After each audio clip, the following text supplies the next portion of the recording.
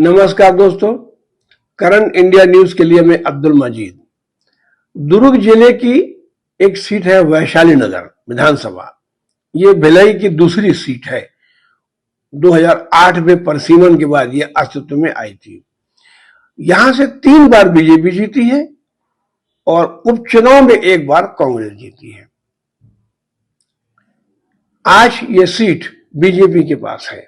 लगातार 10 साल से विद्यारतन भसीन यहाँ के विधायक रहे हैं। उनके निधन के बाद ये सीट यहाँ से टिकट भाजपा से रिकेश सेन को मिला है। रिकेश सेन एक पार्षद है और 4 बार लगातार यहाँ से चुनाव जीत चुके हैं पार्षद का। उनका मुकाबला कांग्रेस के मुकेश चंद्राकर से है। मुकेश चंद्राकर कांग्रेस के पदाधिकारी हैं और पहली बार चुनाव मैदान में उतरे हैं।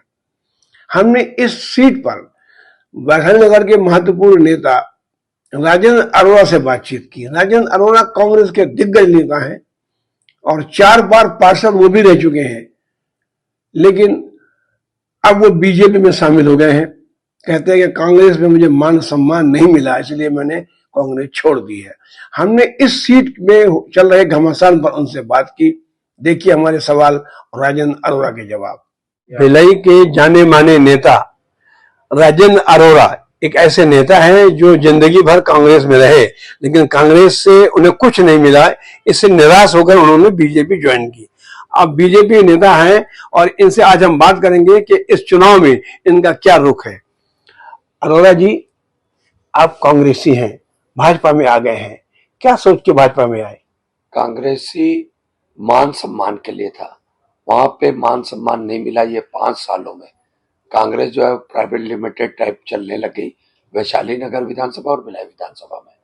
तो प्राइवेट लिमिटेड कांग्रेस में हम नहीं रह सकते। वो कांग्रेस जो पहले गरीबों की हुआ करती थी, मान सम्मान सबको देती थी, सबकी इज्जत करती थी, उस कांग्रेस में हम थे। अब जो कांग्रेस है वो अपमान। आज भिलाई में विधानसभा चुनाव हो रहा है और यहाँ पर रिकेश सेन, भिलाई नगर में आपका क्षेत्र है, यहाँ पर रहते हैं। रिकेश सेन खड़े हैं भाजपा से और कांग्रेस से है मुकेश चंद्राकर। आप दोनों को जानते हो, इनमें से कौन बेहतर है? रिकेश सेन बेहतर है। किस बात को लेकर? मैं कांग्रेस या भाजपा करके नहीं बोल रहा हूँ, एक आम नागरिक के हैसियत से बोल रहा हूँ कि जो मुकेश चंद्राकर जी है, जो पंजा छाप से खड़े हैं, वो एक तो दुर्ग में रहते हैं और यहाँ जो पूरी जनता है गरीब जनता है, 75% गरीब जनता है। क्या टेम्पो में बैठ के दुर्ग में काम कराने जाएगी विधायक जी से? पहली बात। दूसरी बात, उनको तो चुनाव ही नहीं लड़ना चाहिए था मुकेश चंद्राकर जी को।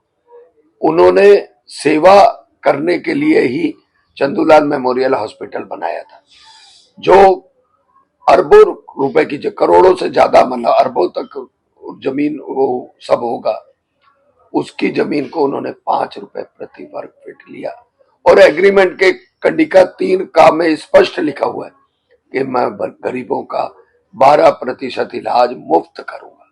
अच्छा, लक्ष्मण चंद्राकर जो सारा चेयरमैन थे, उन्होंने तो बहुत काम किया था भिलाई में, सारा क्षेत्र में। अब उनका दामाद खड़ा है तो क्या उसका लाभ नहीं मिलेगा? मैं वही तो बता रहा हूँ, आपने चंदूलाल मेमोरियल हॉस्पिटल खुलवा लिया, आपको सेवा करनी थी।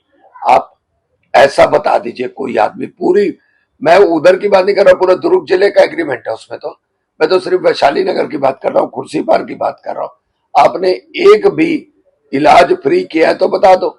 मैंने आंदोलन किया, 5000 पब्लिक लेके बैठ गया था, ले दे के एक काउंटर खुला था, मगर क्योंकि नेतागिरी है, 5 साल में पूरी सरकार रही, सब कुछ बंद हो गया।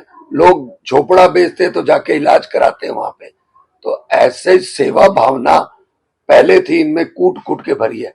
लेते रजिस्ट्री 5 रुपए फुट में, मतलब जमीन को, और इलाज करते नहीं, व्यापार करते हैं और व्यापारी हुआ है ये तो। अच्छा, मुकेश चंद्राकर जो खड़े हैं वो कह रहे हैं कि हमने वैश्विक प्लान को बहुत सारी जमीन दी थी, हमारी जमीन पे प्लान खड़ा हुआ है, हमने बहुत दान दिया जमीन। ये क्या सच है? ये मुकेश चंद्राकर जी ने नहीं बोला।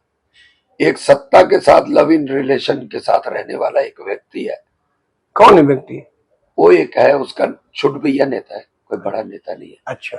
वो वास्को डिगामा टाइप अचानक आ गया। अच्छा। और बोलता है कि ये प्लांट, ये सेक्टर, ये पूरा सेक्टर 9 हॉस्पिटल, वहां का मंदिर सब इनकी देन है। अगर दोगे तो आपके पूर्वज जो है उनको मोक्ष की प्राप्ति होगी, गया जाने की आवश्यकता नहीं होगी। इसका मतलब तो ये हुआ। अब उनको बताइए, आप मोक्ष के लिए चुनाव लड़ रहे हो कि गरीब लोगों को आप मदद करने के लिए, विकास करने के लिए और उनको आगे बढ़ाने के लिए, गरीबों को सुनने के लिए कर रहे हो? ये सोचो। वो दुर्ग से है मुकेश चंद्राकर जी, और ये सेक्टर से आकर यहाँ वैशाली नगर वाले को कोचीन देने आ रहे हैं। तो कोचीन तो हम लोग पढ़ चुके। अच्छा, निरंकारी भी हारे, कुरैशी भी हारे, यहाँ से क्या ये भी हारेंगे?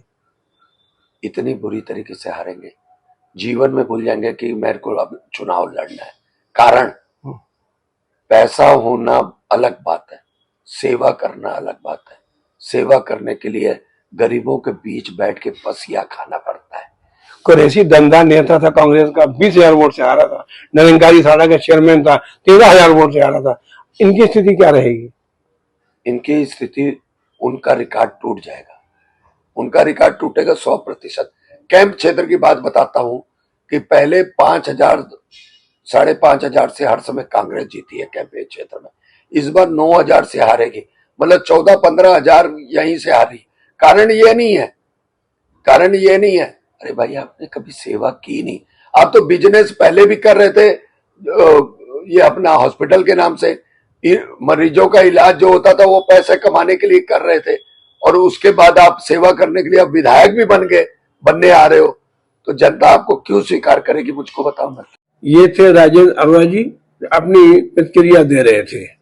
करंट इंडिया न्यूज में जो इनसे बात की है उससे ऐसा लगता है कि राजेंद्र अरोड़ा का एनालिसिस बहुत मजबूत है, लेकिन चुनाव है, कुछ कहा नहीं जा सकता। दोनों ही पार्टियां अपने प्रचार में लगातार दावेदारी कर रहे हैं जीत की। अब देखना यह है कि मतदान कैसा होता है, लोग किसे पसंद करते हैं, ये तो चुनाव का परिणाम बताएगा। लेकिन अरोड़ा जी ने जो बड़ी बात कही है कि जमानत जब्त हो सकती है, ये 23 के चुनाव में ये कोई पहली बार इस सीट के बारे में कोई बोल रहा है। लेकिन सच्चाई ये है कि दोनों ही पार्टी जबरदस्त चुनाव में टक्कर दे रहे हैं, कोई किसी से कम नहीं है। कांग्रेस पूरी ताकत लगा रही है कि हम सीट छीन लें, और बीजेपी ताकत लगा रही है कि हम इसके तीसरी बार परचम लहरा दें। अब देखना यह है कि चुनाव परिणाम किस तरफ जाता है। ये वीडियो अगर आपको पसंद आया हो तो शेयर कीजिए, लाइक कीजिए और सब्सक्राइब कीजिए। धन्यवाद।